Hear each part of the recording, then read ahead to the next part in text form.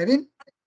Let's see. Are we? Oh, and I'm just going to change my view as well. Otherwise, it's just going to be you in the picture, and that's not fair. There I am. Right. So, Kevin, thank you very much, and welcome to the show. How are you doing today, mate? Afternoon, Phil, and thanks for inviting me, mate. No, absolute pleasure. Like I say, we got meeting on a set, and we got talking, and I asked you for 3 of your films, and the films you gave me did not disappoint. In fact, 2 of them I've not seen in bloody ages, and I was really happy for you to suggest them as it goes. I don't know which one you'd like to start off with. So we've got Big Country, we've got Zulu, and we've got Bohemian Rhapsody. And which one would you like to start with? I mean, and what they mean to you? Oh man, Big Country. So Yeah. right, full disclosure for me, I've not seen that in quite a few years, and I started to watch a few clips of it the other night, and then end up watching the whole film because it is beautifully shot. It's colourful, and I mean, yeah. Rather than me telling you what I think about it, let's hear from you. Why did you select that one? What does it do for you? Okay. Well, if you've recently watched it, then you've got an advantage on me. I've watched it. After you asked me, I thought, right, I need to watch it, but the time of the year and work at the moment, I've Yeah, been so busy, I haven't had a chance, which is really annoying. no, it's okay. It's a long Uh, old film. It's not a short one. It invites you in. it does. It's I think it's about 2.5 hours long. Yeah, yeah. But the good thing is, it's one of those films you don't notice the time because it's such a great, well-written story. Yes. It brings you in. You get to learn all the characters, and you get to understand their stories. Now, I'm an old guy, believe it or not. I first saw this when I was a youngster, Mm. and when you look at this, it's a western, Yeah, but there's no Indians in it. that's very There's true. there's no cavalry in it. You know, it's a really, really good story. It's a fish out of water story for the Hmm. main man, Gregory Peck. And that character just inspired and impressed me as a kid, you know. Um, How so?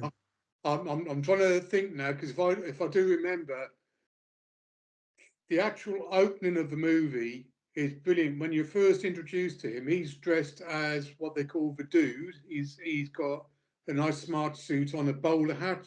Yep, that's right. Yeah, Yep, yep, yep. and he steps off the stagecoach, and the first thing I remember from seeing it a couple of years ago was you've been really well introduced to a character by visual stimuli and not by being told who he is. Yes, exactly. He steps off a stage, he immediately turns round and assists a lady off. And he lets her go on her way. So you immediately see he's not actually with this person, he's being a gentleman. Mm. And then everybody in this town, in this 1880s Western town, who are dressed for that period, which you'd expect to see in the old Westerns, everybody's got their eyes on this guy, and he's just stood in the middle of the town. He doesn't care. He doesn't care. People are staring at him, going, "What the hell is this fancy dude doing here?" He's himself. He's his own person, and this is what you see about the guy all the way through the film. Mm. You know, he meets up with his fiancee, which is his reason for going to the big country, Yep. and they get into a horse-drawn buggy, and they go into the ranch. And this is the first indication that he meets the opposition to this feud in families. And these cowboys have a bit of fun. They throw his hat in the air, shooting at it. They rope him, and the fiance is going mad. And he's like, "They're just guys having a laugh, no harm's Yeah. done." Yeah, yeah, yeah. And he takes it on the chin in good spirit. He doesn't want to create a conflict. He just goes with it, and by going with it, he's diffused any kind of a conflictual situation here. You know, the guys have had their fun, nothing's happened, they've gone, okay, let's just go. Yeah. Nothing's happening. And that is absolutely brilliant to me.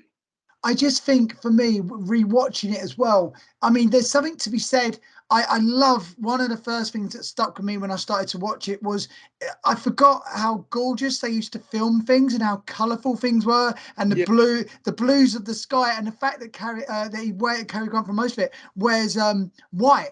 He wears a lot of bright clothing, so he's sort of like yeah, really getting across very visually, like you say. He doesn't need anyone to say in dialogue, "Oh, there's that gentleman." He portrays it in his clothing choices. He's very pure, and I really respected that. Like, there's lots of like little visual cues without hammering you over the head with it. You're like, wow, this is someone. This is an aspirational character. This is literally the white guy again, the white clothed hero against the darker, duskier, dirtier clothed villains and stuff. absolutely, yeah.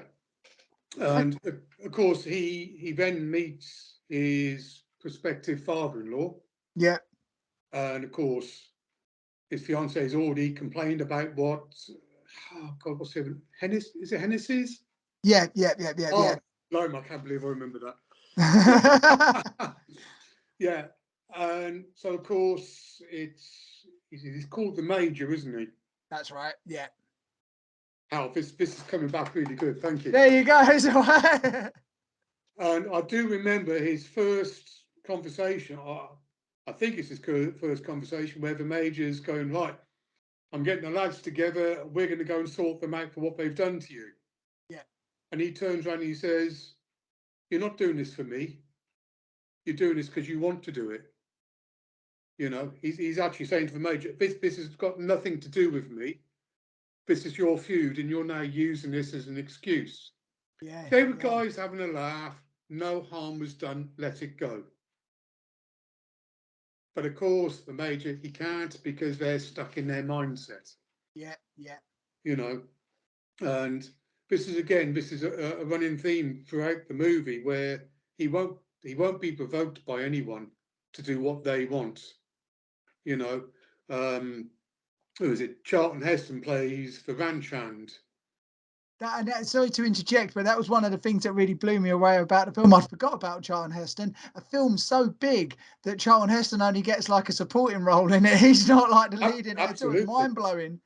but I mean, it's a very good and very important role that he plays Yes. because he's in love with the Major's daughter, and this dude has come along, so he's doing his best to provoke him all the way through the movie. Yep. You know, and it's the one Old Thunder, the horse. You know, they all want him to ride Old Thunder because they know this horse is just going to throw him.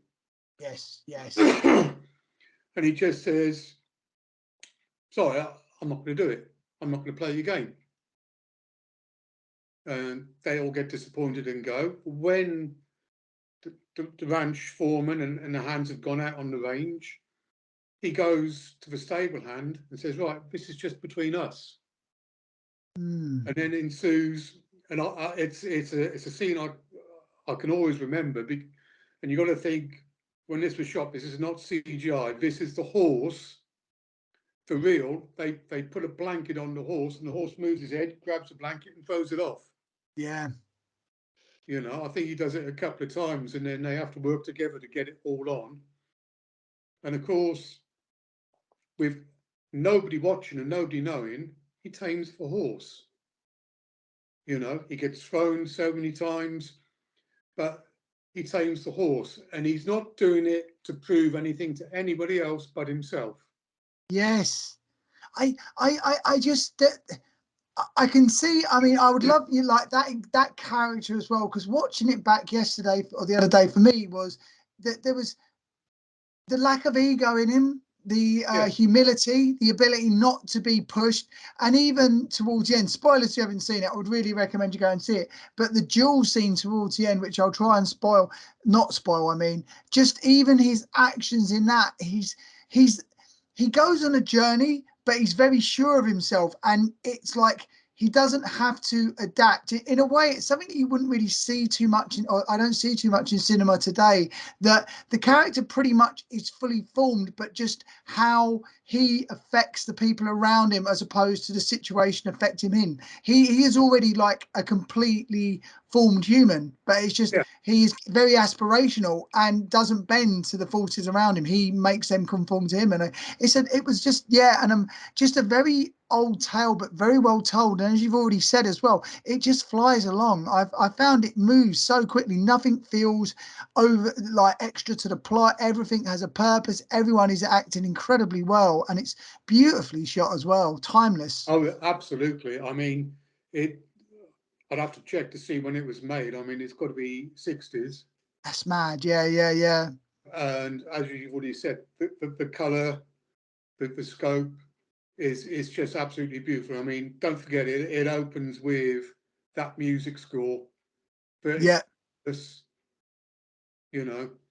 It's, But it's yeah, I mean, so. I'm sorry, So go on. no, sorry, I was going to say. So would you say that why that one stuck in your head? Was it just a mixture of all the things, or was it Gregory's character in particular, or was it lots of other things all added in? What may, or was it maybe because it was the first time you watched it and your age and stuff? It just the vastness of it and the beauty of it.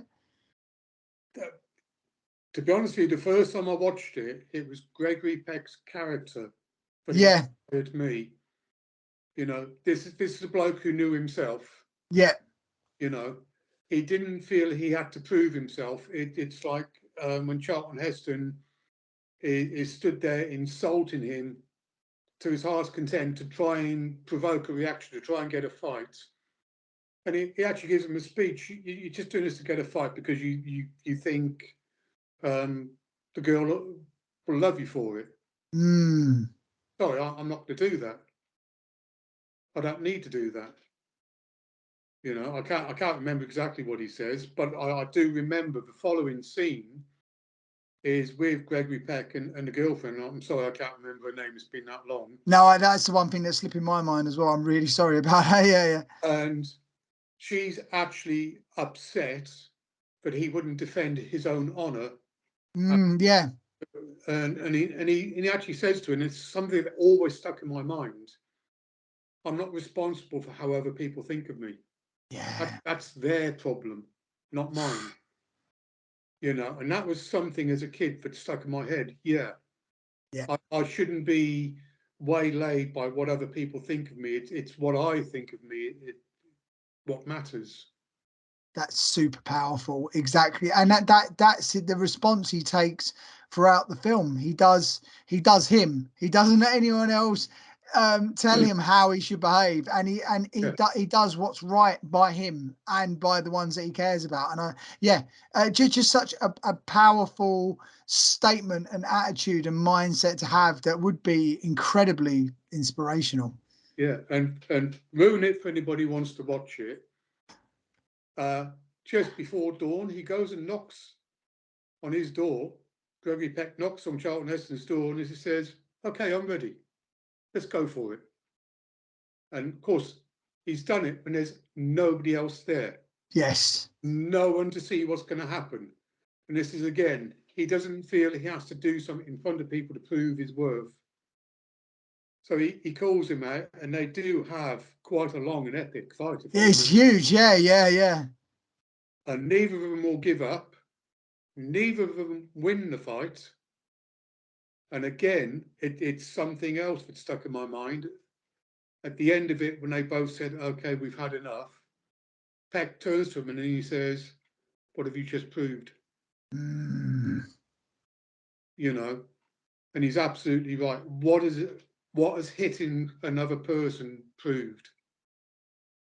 It's such a powerful script, and that's the thing that was really sticking with me as well, because I'd watched it a while ago myself, but just this Yeah, just having that sense of self. And I can see why it's so inspirational as well, because like you say, not giving into the ego, and like so many, it's such a common problem these days as well, always seeking affirmation from others, always needing that judgment from others or someone telling you you've done well. Whereas to be a complete and secure person, even though he's gone into a completely new environment and had to restart from you, knows himself enough going, I can be me in this situation. I don't have to allow others to dictate to me what I need to do to fit in. He's quite comfortable being himself and making others fit around him, not in an awkward way, not in an antagonistic way, quite the opposite, That's but it. he's just being himself. Yeah. I It's, mean, he even tries to settle the feud between the warring families. mhm. He buys the big muddy, isn't it? Yeah, that's right. Yeah, yeah, yeah. Which is the main point of contest between the two feuding families of getting the water rights of a big muddy. He buys it and says anybody can come and help themselves to the water. There's no conditions, no, I'm going to favour you over you. You need to water your cattle, come along and water them. It's And free for everybody to use.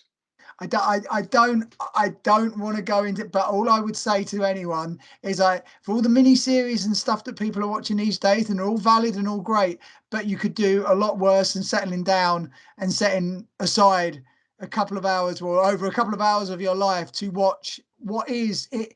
I think the thing that really stuck with me the most was the length of it, but like as you said, it didn't feel long, but just the completeness of it. All Yeah, the characters felt real, all the story was told perfectly well, and not, like I say, that was a big thing. There was no fat on it. Everything felt like it had a point and a purpose, but it took its time. It didn't feel yeah. rushed either, nor did it feel overly long. It's a perfect bit of cinema making. So as far as first choices go, you can't do much better than that, mate, to be quite honest. Thank you very much. So So yeah, that anybody, the the big big country. I've got it on DVD and I haven't watched it for a while. So guess what I'll be doing? Hopefully this weekend, get some time.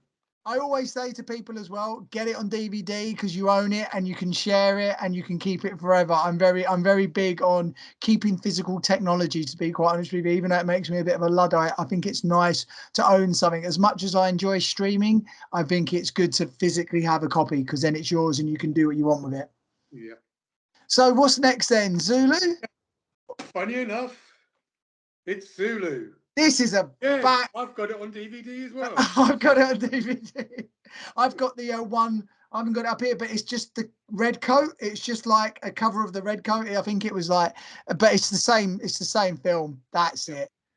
yeah, Yeah, one in the sleeve. one Yeah, of Michael Caine's like first big films, wasn't it? If I it remember is. right. It is his first starring role, Yeah. and again, when you think of how beautifully The Big Country was shot, Oh. this has that same quality. Mhm. And the difference is, this is a British-made film, Yeah. made by and starring Sir Stanley Baker, That was the name. Yeah. Yeah. Yeah. and this is one of these things. This is now actually little sidetrack here. This is now a tradition of mine. Being slightly older than you, I grew up in a time when every Christmas we would all wait for the Christmas list for all three TV channels we had back in those Yeah. I days. know. I remember the free TV channels, mate. You know, and two films that always came on every Christmas: Yeah. Chitty Chitty Bang Bang and Zulu. Wait, Zulu is not a Christmas film, is it? I don't It's know. not a Christmas film, but of course, with being a British film, Yeah. it came on every year. Now, living in a house back in the 70s, which had one TV, Yeah. and being just a youngster, I used to lose the argument of what we got to watch, and I hardly ever got to see this film at Christmas. Oh, And if I did, I'd only see a bit of it because then we had getting to have turned. another channel because something else. And then as I grew up in my 20s, this thing called video came along. Oh yeah. And I remember buying a video player and one day spotting this film on video. Wow. And I thought, this thing just went off in my head. I'm having that and I'm not going to watch it till Christmas. And of course, video became DVD. So that's the same thing. So I watch this on Boxing Day every year. Amazing. That is my tradition. Okay, so this is one of those things. Now, this again is it's we have to say it's based on Yeah. true events. The attack at Rorke's Drift by the Zulus on the British troops. Although I say based, it's very well based. There's only a few minor details, like where they filmed it. Mm-hmm. It was very hilly where they filmed it, whereas Rorke's Drift was a very flat land. Okay. And they of course, to make it into an enjoyable movie, they had the two lieutenants at loggerheads with each other, when in reality they worked very well together back at the time. But of course, it's TV, you have to have a bit of conflict. And everybody's favourite character when they watched this is Private Hook, Mm-hmm. who, as Michael Caine described as a barrackroom lawyer and a layabout.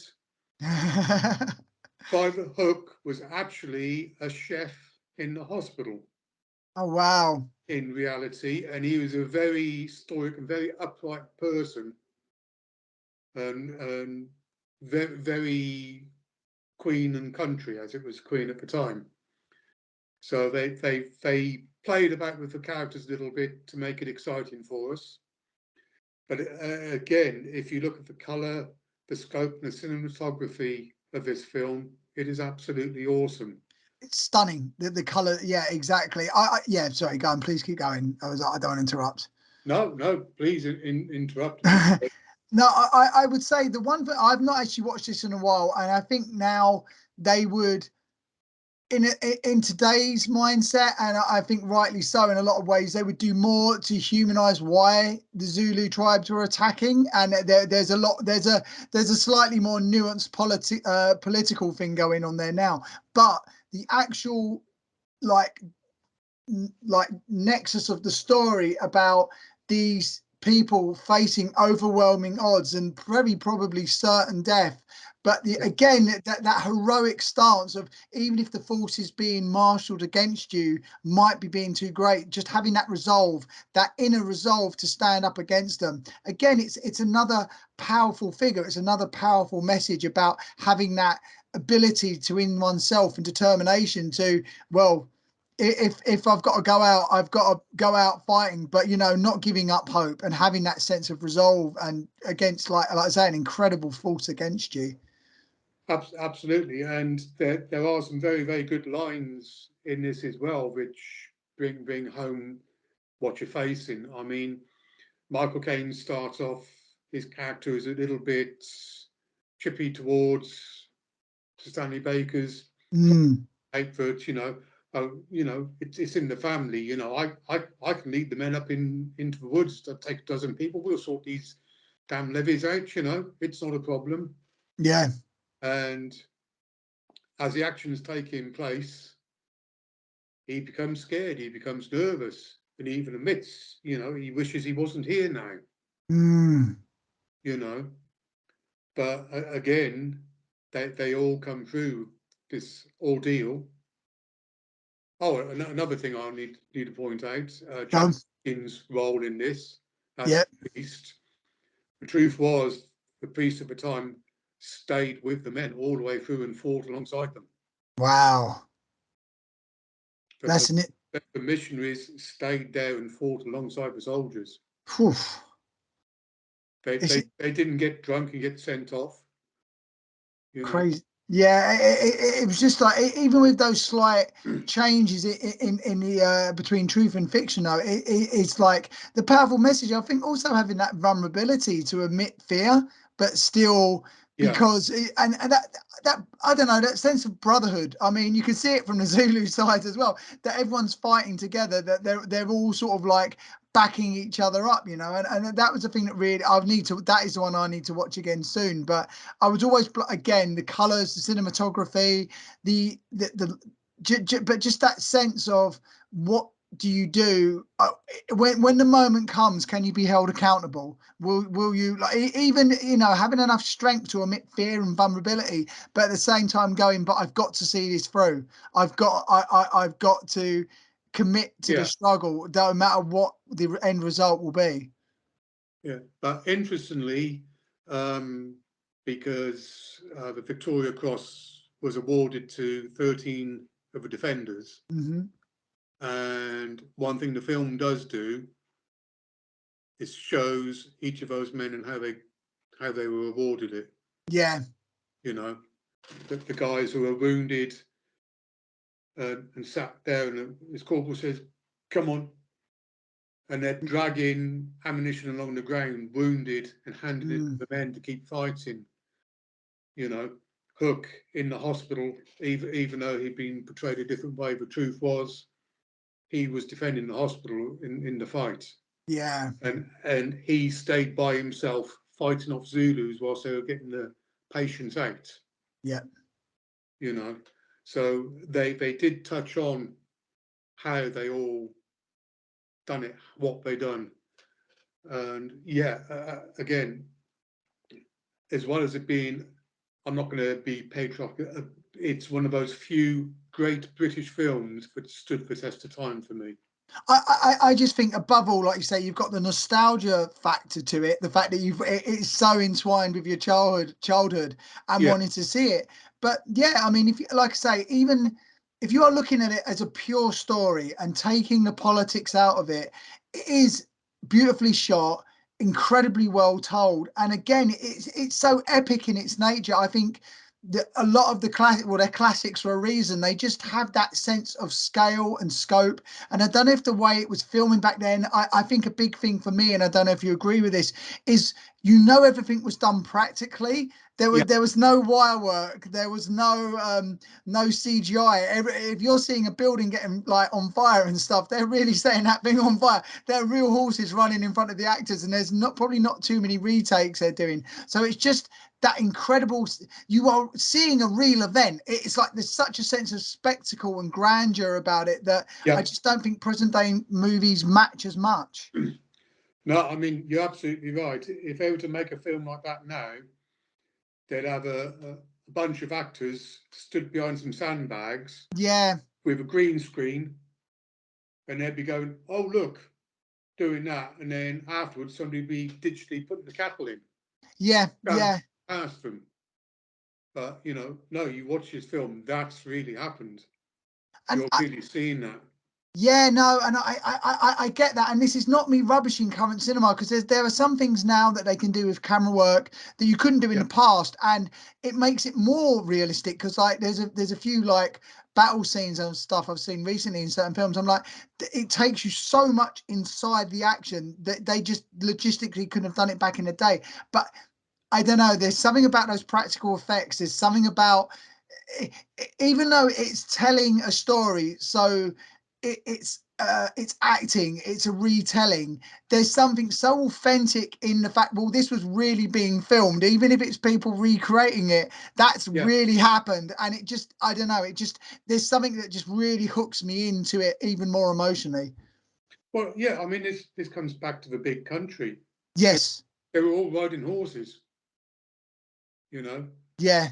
even the lead actors, the person starring the film, was riding a live horse. You you know, you've got yeah, yeah, I just think there's something in that, like, it makes the stars of the film even more star-like, because it's like yeah. they can do it all. They are really doing it all. It's just, yeah, an incredible thing. Right, come on then, number 3, get it up. What's number? Okay, right. Before I bring number 3 up, Go on. let's touch on the one film you thought I was going to bring up but didn't. Yeah. Oh, Matilda. And that film is Leon. Yeah, that was my terrible genre Renault accent. Yeah, incredible.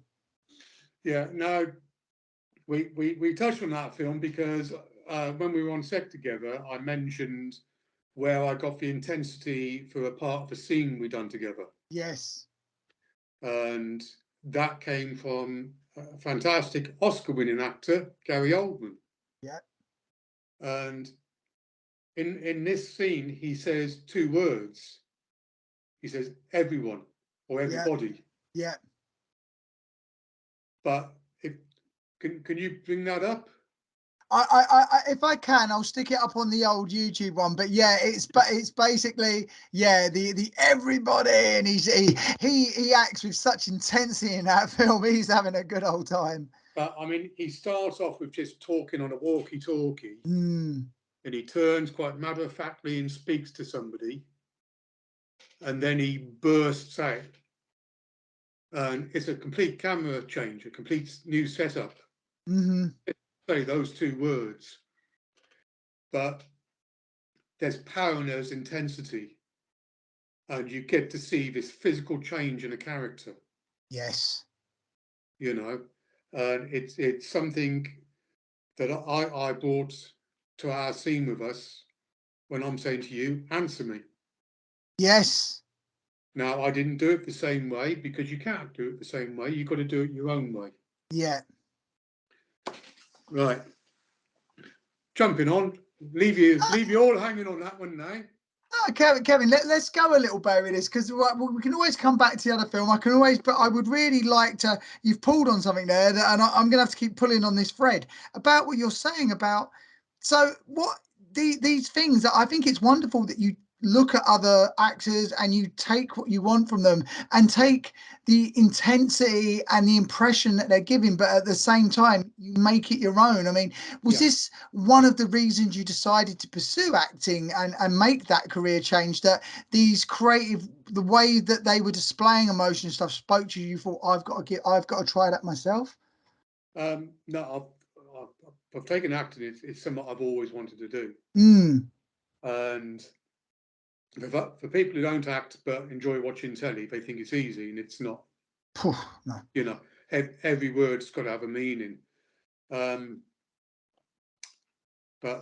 no, since I've taken on acting, every time I watch something now, I'm watching it totally differently to how I used to watch it. Yeah. Or there's things I will spot and I'll see. And Leon is another one I've got on DVD. That's actually upstairs. And it's something you can pause, go back, have a look at what the actor was doing. Mm. And see how he changed. And when you see that change, I mean, he's playing a neurotic drug-taking cop who's at the end of his tether because this guy is going to bring him down. Yeah. You know, and yeah, I just remember seeing the way he changed and the way he said that. And when we work together, I'm hitting a point against your character, but I want you to respond, and you're not, because you're looking at a picture on the ground. Yeah. You know, and as I say, I don't want to. You can never copy somebody else. You can only ever be yourself and do it your way. Yes. You know, the moment you try and do what somebody else done, you're just impersonating them. I also think this is one of the most beautiful things I find about working in film as well, that you get this impression that even if you've blocked everything out and you do exactly the same movements every single take and you end up doing 10 takes, even you doing that performance every times 10 times, there will be something unique in each and every take. There's that old saying that the same man never steps in the same stream twice, because the man is different and the water is different. And I completely believe that with performance as well. It's like you have that intent, you have that, what am I doing? Why am I here? And it's good, I think, you can see, like, what Gary Oldman's going through in that film with the desperation and the realizing he might be losing everything, and the fact that he's wired off his nut on different types of chemicals, and Yeah. like you say, the lift in his body and how it mixes in with what he says in his voice, and you saw that and you're like, oh, I can unplug that bit, I unplug that bit, I understand that bit, and my coach would be feeling the same things. But of course, as far as we know, he's not on drugs. He's definitely not a police officer, and he's not bringing all the police in. But the motivation is the same. The fear of losing everything, the intensity of wanting to shake this guy and going, we've got to get back on plan here. And that's what I admired so much about what you're doing, that you saw the similarities, but at the same time, it wasn't just a parody or a copy job. You've gone, I can take aspects, but make it my own. Absolutely. You've put that together very well. Thank you. That's all right. Yeah.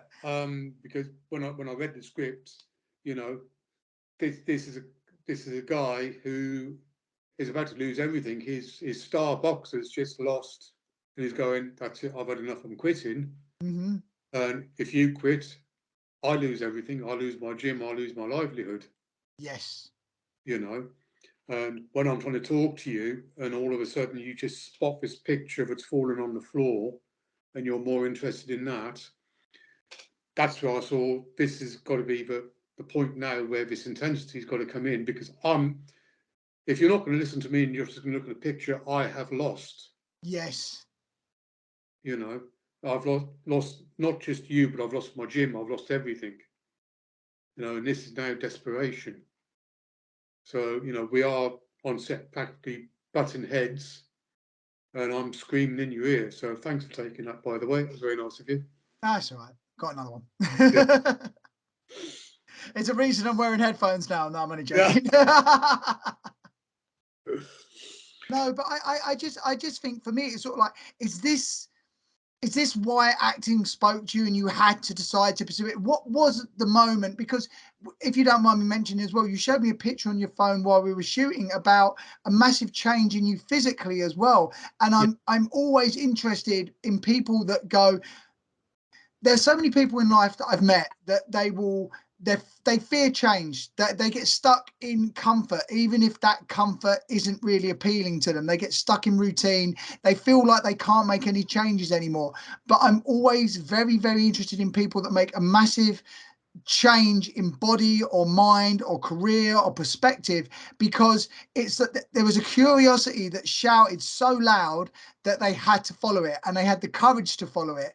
And I would really, and like, just even seeing the films that you've chosen, it really sort of ties in that these are strong figures in these characters that stand up for what they believe, characters that won't be swayed by other people's opinions, and characters that even are facing overwhelming odds or negativity are still like, you know what, I've got to see this through. This is me being accountable for me. So it all sort of ties into a sort of mindset, and I'd love to hear more about that from you as well. Like, what made you go, okay, this is time to I've got to face up to my own personal Zulus? Yeah. I mean, I grew up, I wanted to be an actor, I wanted to do it as a kid. And of course, the most powerful influence in my life were my parents, who told me, no, not going to do that. You'll never make it as an actor. You know, all you'll do is be rejected. Go out and get a proper job and do this and do that. And so, of course, I did. You know, and I've had quite a few jobs because I've never been happy in any of them. You know, and I've moved on. I've got lots of different qualifications because I've gone on and learned something else. Yeah.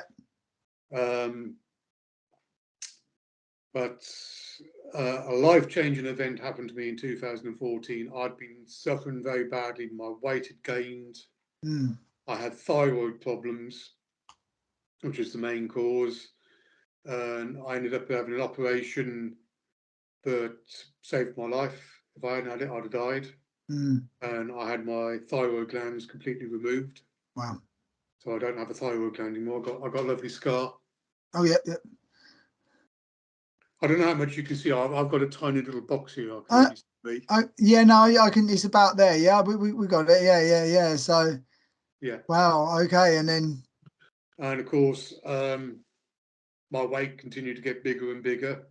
I tried all these silly fad diets, nothing was working. Mm. Until what was it? Late 2019, a friend of mine who'd seen me struggling and trying to lose weight, he said, "This guy at work's tried something new." And okay, he said, "Yeah, he just followed one simple rule," and I'm like, okay.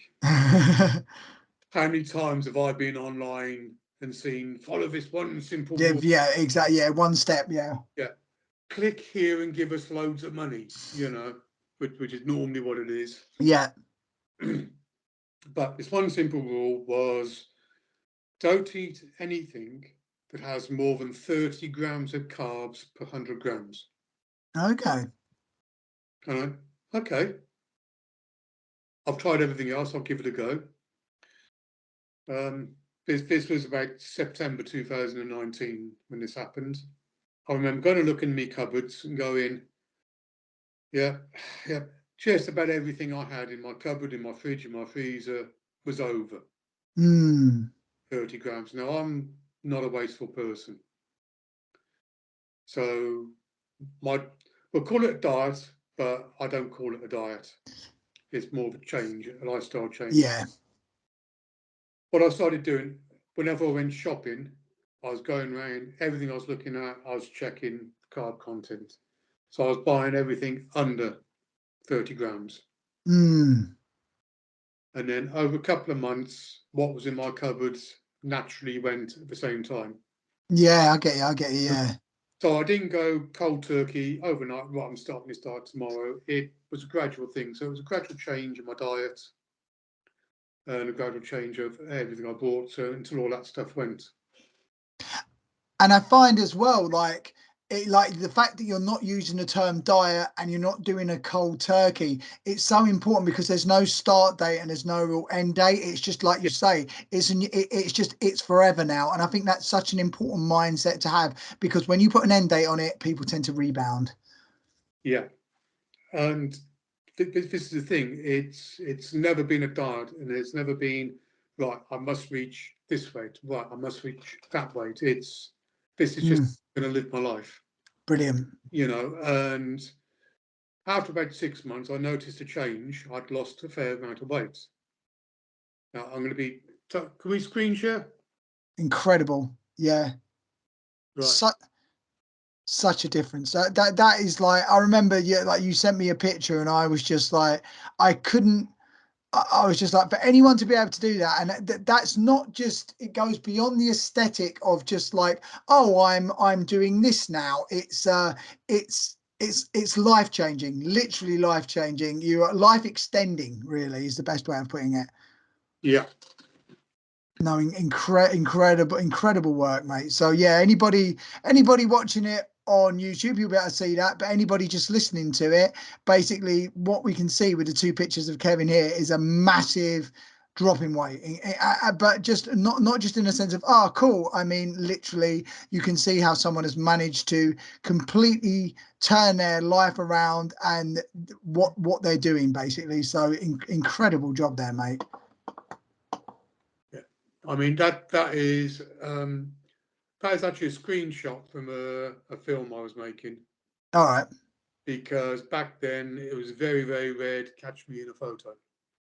That's yeah, just amazing work, mate. Right, pop the screen off then, and we can carry on having a chat if that's all right. Yeah, that's There cool. we go.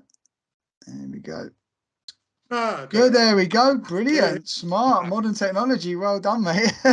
So now was it? So yeah, so did this link into the same sort of time you started acting as well? This massive health change, and or was it sort of like, I've done this, and now this enables me to go on and start like changing other things in my life? Well, it's kind of a combination. Mm. That photograph, that big photograph you see of me, I was doing a filmmaking diploma course, a 1-year course in filmmaking. Ah, right. My idea was going to be behind the camera because I was just ashamed of myself. Mm.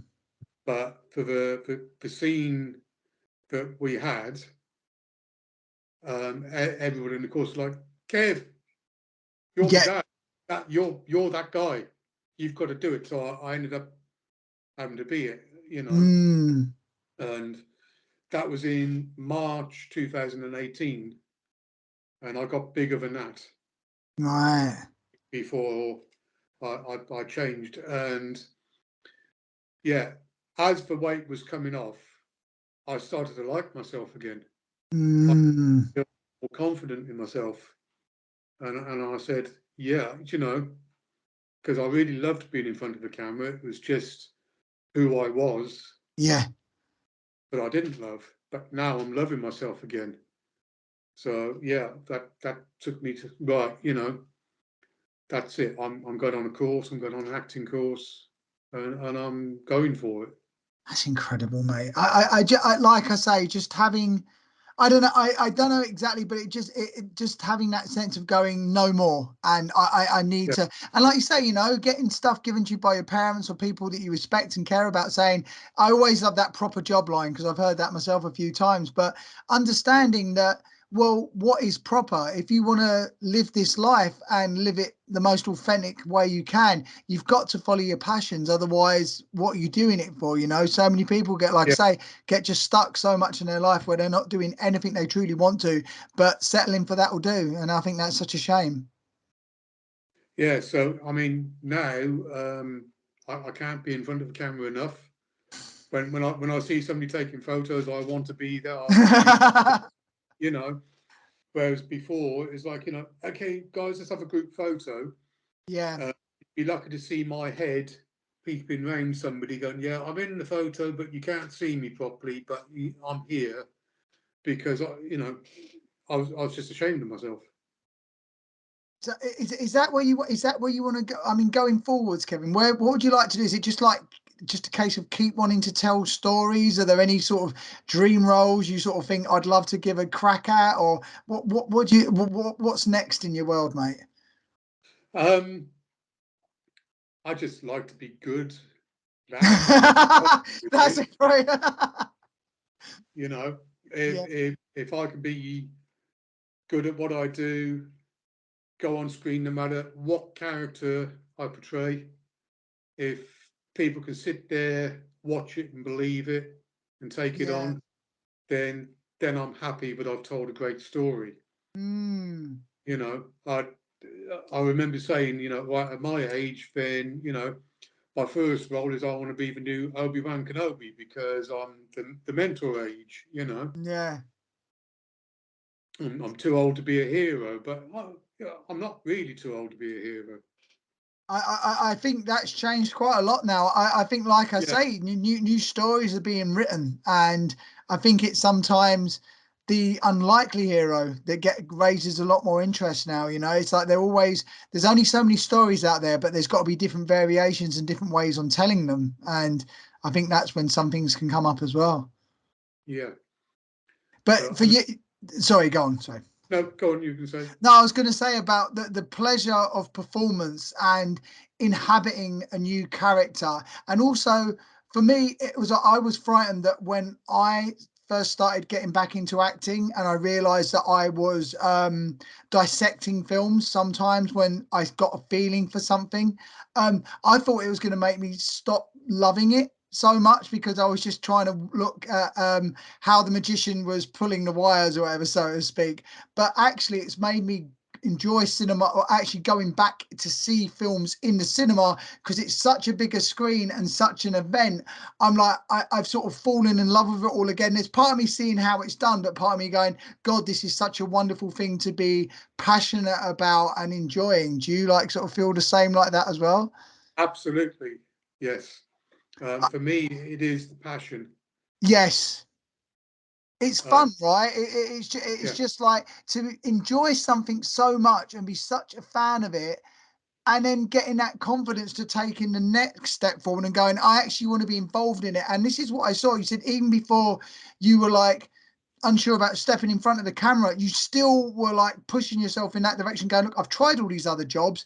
None of this is me. It's not fulfilling who I am and who I should be in this world. And you step towards it. And then through other changes as well, you've enabled yourself to do what I believe sounds like you truly wanted to do, which was be in front of the camera as well and play all these characters.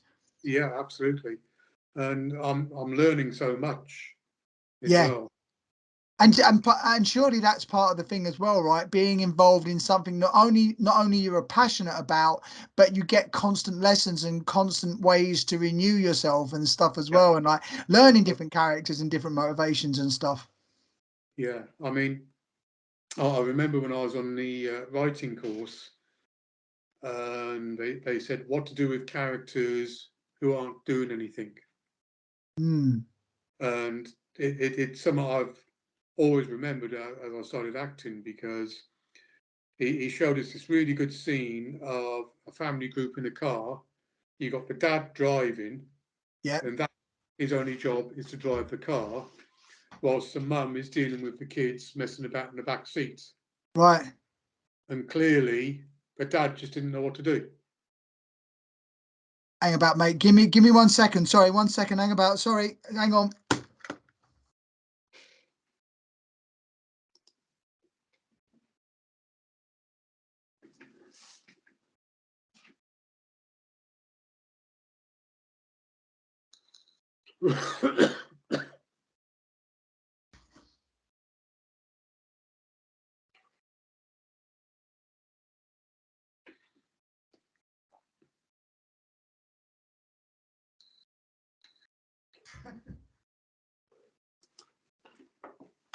My bad. That never happens. Sorry about that.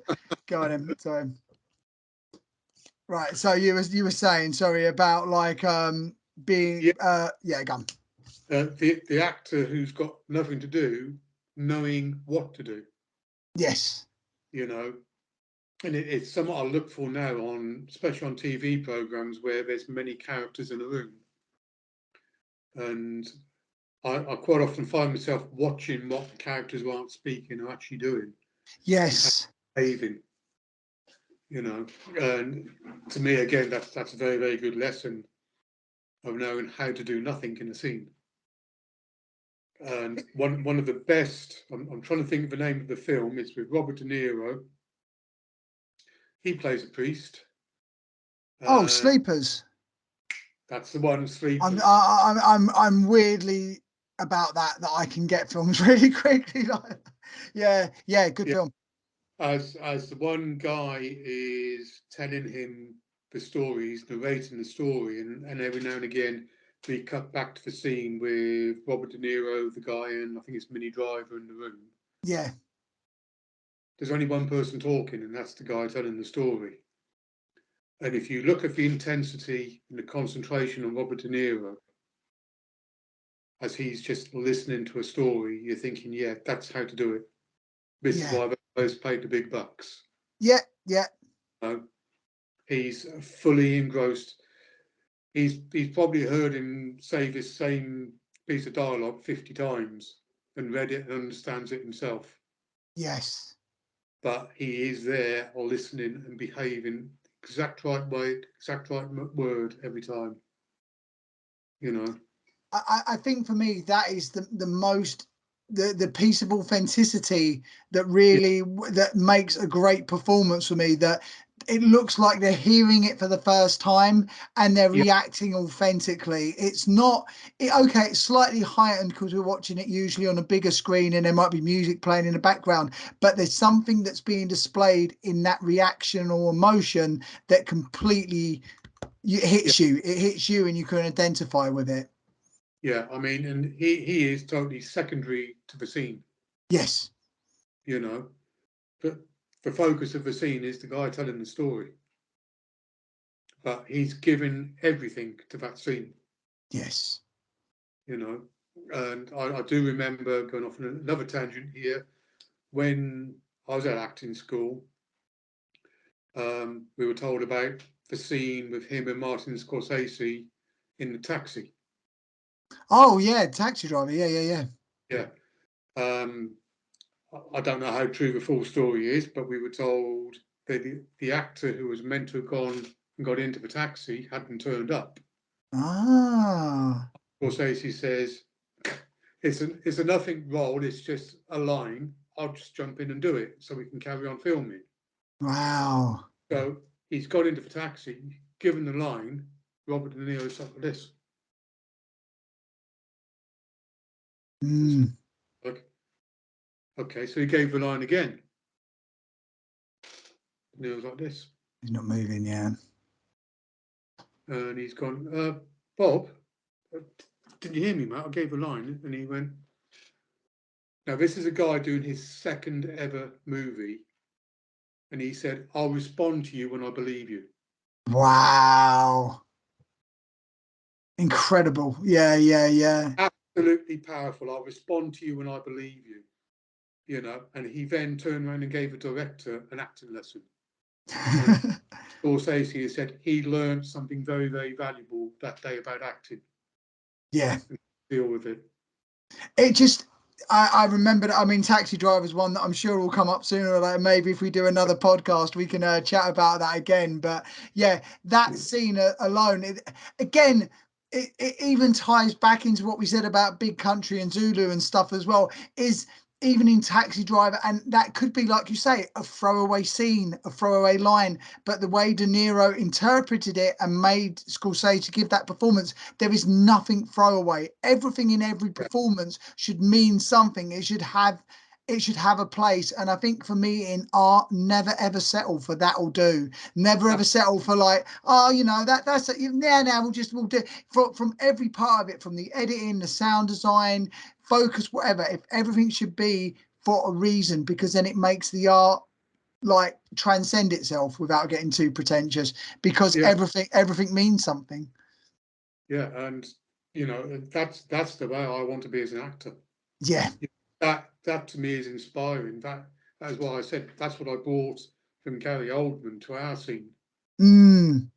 And it's Well, but I had to feel myself, this is an important moment of the scene. yes. You know, I need to really bring that home.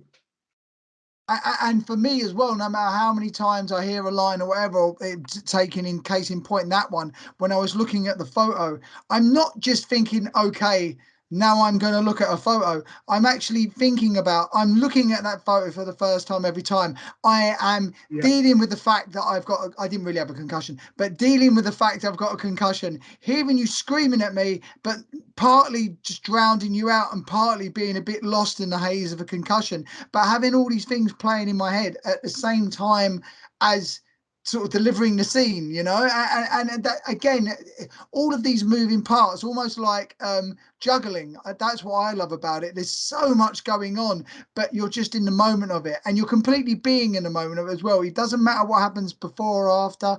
We're just in it, and they've said action, and we're doing the work, and that's what I love about it. Yeah, I mean that was one thing. I mean, how many days shoot was that for you? 3 day shoot for me. I thought you'd done more than that. It's all the concussions, mate. It was either 3 or 4. I believe it was 3 with 1 day off, but it could have been 4. How many days? We were together for 2, right? We were Then together I for 2 lied. days. Then it was 4. Sorry, mate. There we go. Age catching up with me. Yeah. So I mean, I don't know. Had you been shooting the day before? No, I turned up on the same day, so we did the 2 days together, and then I did 1 day off, then 2 days after. That's right. Right. Okay. Because for me on set, I love a relaxed and happy set. Yes, 100%. You know, and as soon as I met with you, we just clicked straight off. You know, and it was the same with young James. Yeah, awesome. I nearly called him Tom then, but still in method. So James, I'll hopefully get him on the podcast at some point, but he was basically playing my son and a tremendous performer as well. Amazing actor. absolutely. We all clicked really quickly, considering it was quite an intense scene. We all had the right levels, and we were all reacting off each other and listening to each other, which is so important for me. Absolutely. As you were getting your makeup done. In reality, guys, I was beating him up, but allegedly, we'll have to worry about the insurance. yeah. Yeah, as we were going through lines and getting to know each other, it just everything just gelled really nicely. Yeah. So that once we got on set, we were ready. Yeah, All exactly. three of us, you know, and we had an absolute blast. It was great, and I just think for me, it's sort of like knowing that you can show up and you never know until you get out there, really. But when you're Yeah, collaborating with people and they're very giving, and you in turn can give to them, and it's reciprocated, that's what, honestly, that's why as soon as we were doing those scenes, it was like, this is why I made the career change as well, to get back into this, to get this feeling of just, even though some of the situations we can be in might not exactly be joyous, the actual feeling of acting and portraying is such a buzz for me. It was like, oh, this is why I do what I do. So thank yeah. you so much for those moments, Kevin. They were some of the highlights of my year. Thank you. Oh, I've got to say the same thing to you. You've beaten me to the punch on that one. Well, listen, mate, we're at about the hour, and like I say, I like keeping these on for about an hour for YouTube and stuff as well. Otherwise, it gets weird and you have to start chopping videos up. So I would say thank you. We didn't get round to the third film, but that's why I always say have too much preparation and then have not enough time to fit it all in, and not have enough, Yeah, and then we'll be dragging. So I can always get you back on again. And to be honest, I would love to get you back on again. Thanks for the film choices, because they're absolute bangers. So first of all, Big Country and Zulu, and maybe a bit of Leon as well. And thank you for sharing your personal story as well. This is exactly the sort of thing I want to get across in this podcast. It's not just a film review podcast. We're actually talking about what motivates and drives people and their ability to create change and stuff. So I really thank you for being so honest and open as well. It really means the world to me, mate. that's cool. Thank you so much. It's been great being here and talking to you. So finally, is there anywhere where people can follow you, or you want people to follow you? Is there anything that people should look out for, or Well, check you out on? I'm on Instagram, so follow me on Instagram, Kevin Allam 66. 66 was the year I was born. I'll put it in the show notes as well. Cool. Yeah. Or we can just say 66 because that's the year we won the World Cup. As Great one. No. uh, Well, I appreciate it, mate. Well, like I say, thank you so much for this, and I'll be in contact soon. And yeah, until the next one, enjoy the movies, and I'll be seeing you soon, mate. All right. all right, that's brilliant. Cheers, Phil. Take the best. Bye now. Thank you. Bye bye.